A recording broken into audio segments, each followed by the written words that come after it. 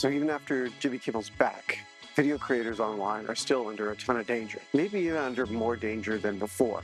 And there's three big reasons why. The first reason is because of what we've learned when cronies take over media under any authoritarian regime. Think about what happened to Twitter under Elon Musk's ownership. It's become X, and he's had even more control over the content. But what's happened with TikTok under Trump, he's given it to one of his closest cronies, Larry Ellison. They know it has way more influence even than Twitter does. See, Twitter influences the people that make media, but TikTok influences everybody. So that's the first reason that video creators are at risk, is because everybody's relying on that, not just for distribution, but to drive the conversation about what's happening. It's a huge threat. The second big reason that video creators are at risk in America has to do with consolidation of the platforms that everybody uses to get streaming content. You've probably never heard of a company called Bending Spoons. They've been buying up a lot of the companies that power the video streams that you see online, like StreamYard, Brightcove, maybe one you remember called Vimeo. They used to be kind of a YouTube competitor. So if you like the comedy service Dropout, they're great. What's powering them under the hood is Vimeo. And now Vimeo's owned by this Bending Spoons company that's raised hundreds of millions of dollars to buy up all these different services. They've become a single point of failure that now people can put pressure on to make them fold the same way that Disney did with Jimmy Kimmel, except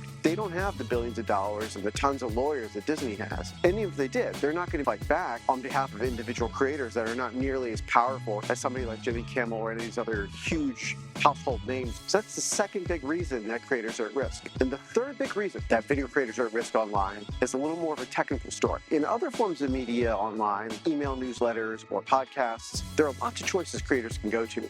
If you don't like the platform you're using, you can always go to another tool. Just sort of take your ball and go home. But with video, it's a lot harder. There are only so many places you can go. That's why creators rely on the platform for distribution, whether it's YouTube or TikTok. Everybody's playing to the algorithm because they rely on that algorithm for distribution. They can't just use their own website or their own tools to reach their audience. They're completely dependent. And now that dependency is going to put them really at risk. So what can we do about this? Well, if you're a technologist or a geek, it's time to start building the technology in the same way that people build alternatives to Twitter, like Blue Sky and Mastodon. It's time to start building those video alternatives so people have a place to go. If you are a creator yourself, make sure you've got a direct connection to your audience. Build an email newsletter, build a podcast. Make sure you've got a direct connection to your audience on your own website that you control. That way you're not at risk if they come and try and take over the algorithm or take over the video platform that you're using. It's going to get worse before it gets better. Not all of us are going to have that kind of platform or that kind of public uproar when it comes to it, especially people that have a more controversial message or have a story that powers and control right now don't want to hear.